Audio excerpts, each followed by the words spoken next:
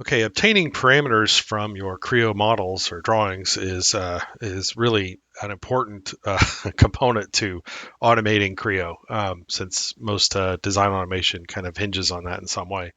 In order to do this, you're going to need a table in Creo, and we have a command here that's automatically creating one.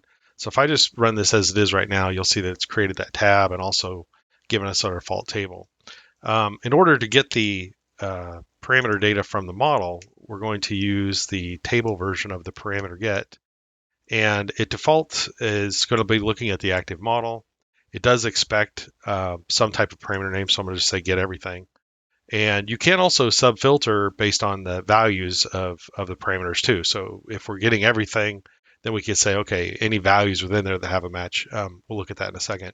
But then we want to say, where am I going to write it to? So I'm going to write it to my table. Now, NitroCell is going to automatically kind of alter this table because it's in this kind of default state to add the necessary columns to write that type of data down that we've requested. So in this particular case, it's parameter data, so it's writing out the name of the model it came from, the parameter names, values, the types, and also whether it's designated or not. So we could also subfilter this too. So if we wanted to come in and say, well, I'd really like to let's look for anything with the SOO in it, and if we run this again, you'll notice that the table create function by default also purges the content of the table if it exists. So we're getting this kind of nice subfiltered um, list based on just the value match that's here.